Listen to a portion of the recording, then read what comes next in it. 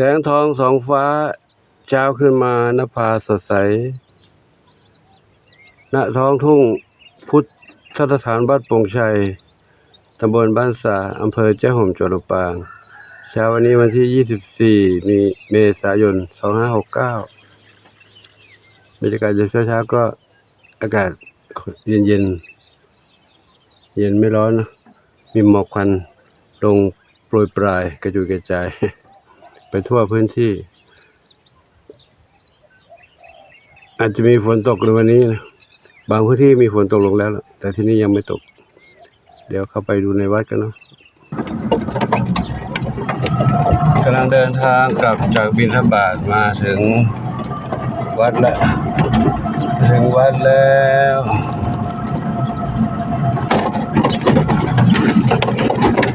น้องแม่น้องไก่รออยู่ไหมโอ้กันแล้วมีงานรอเยอะเลยฝักจามจุลีร่วงลงมา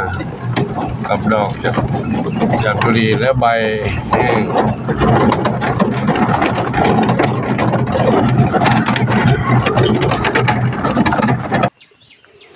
ก็ไก่หลวงปู่กลับมาแล้วโอ้วิ่งมาเมียวก็ไก่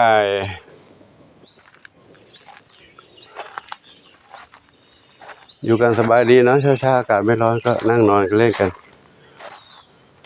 ก็ไก่รอกินข้าวใช่ไหมลูกรอกินข้าวกันเหนียวซับสวีส้มอ่อนใครนอนอยู่นี่ศรีสุดานอนอยู่นี่ก็ไก่ก็มาเดินเล่นด้วยกันนี่แหละนะเข้ามาในบ้านแล้วเจอน้องแมวรออยู่ใครกำลังออกจากที่นอนเนี่ยน้องอะไรลูกน้องขวัญจิตค่ะขวัญจิตบุญชัยตอนนี้ใครน้องนี่น้ำเพชรกับปุยฝ้ายมีเหมียวนอนอยู่ในบ้านสบายใจปลอดภัยทุกชีวิตใครอยู่บนนั้นโชคอนันต์อยู่ตรงนี้โชคอนันต์ดูน้องกระต่ายก่อนน้องกระต่ายโอ้แมวเหมียวมาได้กับกระต่ายเนี่ยขึ้นไปบนบ้านกระต่าย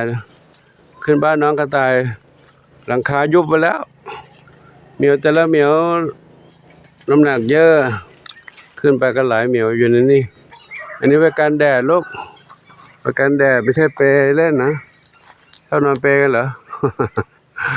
นอนเปกันโอ้ใครดิมีสุขหนึ่งเดียวมีสุขกันนั่งใครชวนฝันเล็กก็ขึ้นไปเขาด้วยโอ้ชวนฝันเล็กกันนั่งใครนะนั้นโอ้ใครน่ะพุงยืนหนูก็มีความสุขใช่ไหมลูกเห็นเพชรดำน้อยขึ้นไปเล่นบนหลังคาบ้านน้องกระต่ายอยู่ตรงนี้น้องกระต่ายน่ากินอาหารอยู่ตรงนี้อันนี้หนึ่งกระต่ายนุ่มน้อยกินจุ๊บอยู่ตรงนี้แล้วใครไปเล่นกับน้องเนี่ยฮะเจดีขึ้นไปเล่นเขาลงมาเล่นเขาก็เลยนี่จะเล่นกับกระต่ายเหรอตามสบายเลยเล่นด้วยกันได้นะเป็นเพื่อนกันอยู่ด้วยกันเป็นเพื่อนกันเล่นด้วยกันได้กระต่ายเขากินอาหารกินผักนะตัวเองกินผักไม่ใช่ได้หรอ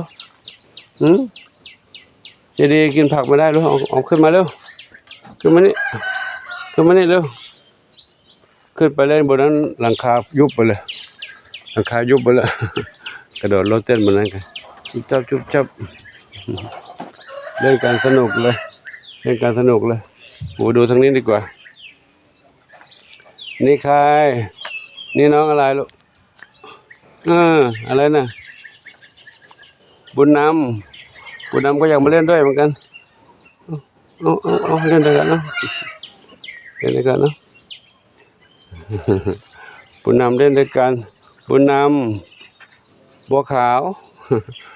ขึ้นกระโดดรถเต้นบุญนำบัวขาวเล่นด้วยกันนั่งขายด้วยชอบปากกา ชอบปากกาอยู่บนนั้นชอบปากกาอยู่บน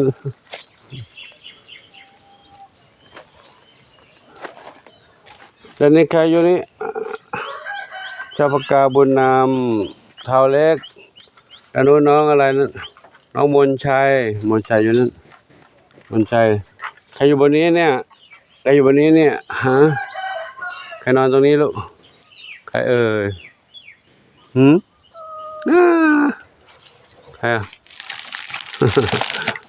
นี่ขวัญดวงฤดีดวงฤดีนอนอยู่บนยอดขาบ้านในบ้านทีนี้มีใครอยู่เลยเหรอไม่อยากอยู่ใช่ไหมอยากไปเดินเล่นข้างนอกอากาศดีๆสบายนี่ไว้อยู่ตอนหน้าหนาวหญ้าข้างหลังรกใบไม้ข้างหลังรกถ้าไฟไหม้มาก็ลามมาถึงนี่แหละทำไม่ไหวไม่รู้ทำไงนะทำไม่ไหวแล้วใบไม้แห้งเยอะแยะเลยใบไม้ร่วงลงมาไม้ต้นโน้นแห้งลงมากับใบกล้วยใบไผ่กล้วยก็แห้งน้องอะไรเนี่ยสุพรรณษามนชัยดำสนิทเด็กๆมีความสุขกันดีเนาะความสุขกันดีหลวงปู่ก็ถ่ายบรรยากาศให้ทุกท่านได้รับชมน้องเด็กๆน้องเหมียว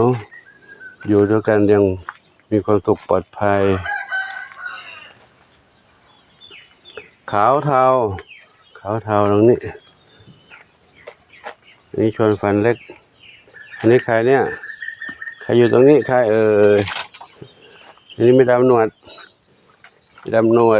เนื้อนวลเนื้อเนียนนี่แหละคนเรียบร้อย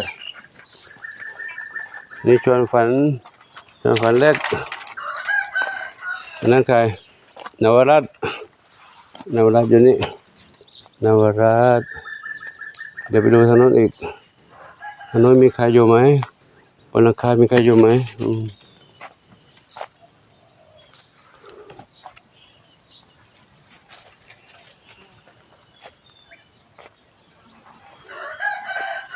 ตายน้อยกระต่ายน้อยรอกินอาหารเต็มเลยตอนนี้ใครอยู่นี่ลูกสามสีนวลนอนอยู่บนนี้สามสีนวลไม่ค่อยลงมาเล่นกับเพื่อนไม่อยากเล่นกับเพื่อนเล่นด้วยก็ขู่กันโอ้กระต่ายน้อยกินผักหมดแล้วเหรอลูกกินใหม่หลวงปู่สั่งเอาไว้แล้วลูกเดี๋ยวเขามาส่งให้เนาะผักบุ้งสั่งผักบุ้งไปซื้อชาวสวนนะ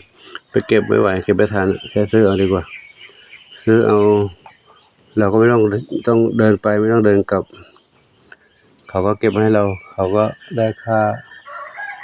าผักของเขาได้ขายด้วยเนาะให้น้องกระต่ายได้กินกันกระต่ายชุดน้อยชุดล่าสุดเด็กๆกำลังโตวันโตคืนกินให้ยุบๆเรื่อยๆกินหมดเรื่อยๆปูไปแล้วนะวันนี้มีน้องปุยน้องอะไรอยู่นั่นเห็นหางดำๆนี่ใครนะดำนี่ใครด้วยดำเล็กหางกวักอยู่ในนี้เหรอลูกเล็กหางกวักดำเล็กหางกวักอยู่ตรงนี้อยู่กับสามสีนวลนั้นชอบปากกา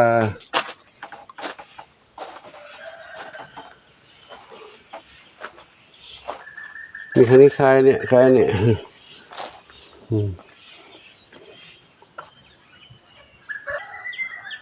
เด็กๆนั่งเล่นนอนเล่นกันแล้วนะ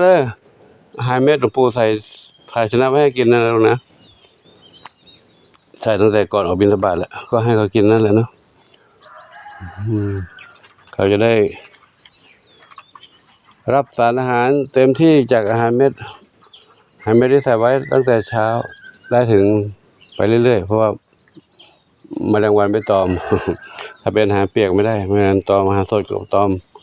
กินมาน้องเหมียวกินก็จะท้องเสียเนาะก็มองหาน้องแล้วไม่เจออยู่บนนี้เหรอใครอยู่บนนั้นน่ะใครอยู่บนนี้ใครโผล่หน้ามานั่นน่ะ บนหลังคาเหรอใครนะใครอยู่บนนั้นเป็นด้าเทาขาวใหญ่เหรอด้าเทาขาวใหญ่บนนั้น อันนี้ใครอันนี้น้อง เออบัวขาวน้องของฝันเล็กนวรัตน์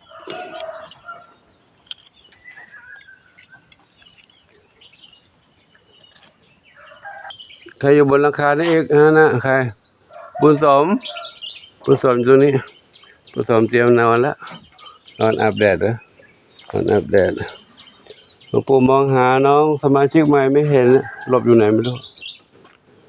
เขาไปหลบอยู่ไหนไม่รู้ไม่เห็นเลย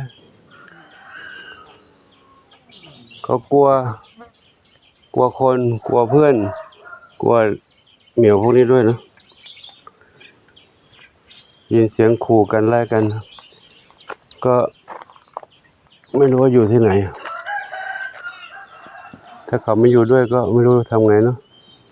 ให้เขาอยู่ด้วยเขาไม่อยู่กัน3 วัน 4 วันแล้วก็หายไปไหนแล้วไม่รู้ไม่เห็นแล้วแต่ว่าเขาเข้ากับพวกนี้ไม่ได้ถ้าเขาเข้าไม่ได้ก็ไม่เป็นไรให้เขาอยู่ตามที่เขาอยู่แล้วสบายใจนะโอเคน้องอะไรลูกเฮงครับก็ขอยุติคลิปนี้ไว้เท่านี้ก่อนนะขออนุโมทนาสาธุกับทุกท่านที่มีความรักความเมตตาต่อน้องเหมียวน้องไก่น้องเต่าน้องกระต่ายและสัตว์ทั้งหลายขอบุญกุศลทั้งหลายจงอำนวยพรทุกคนทุกท่านพบความสุขความเจริญมีความสุขกายสุขใจปรารถนาสิ่งใดขอได้ทุกความมุ่งมั่นปรารถนาทั่วกันทุกคนทุกท่านเถิดสาธุอายุวโนสุขังพลัง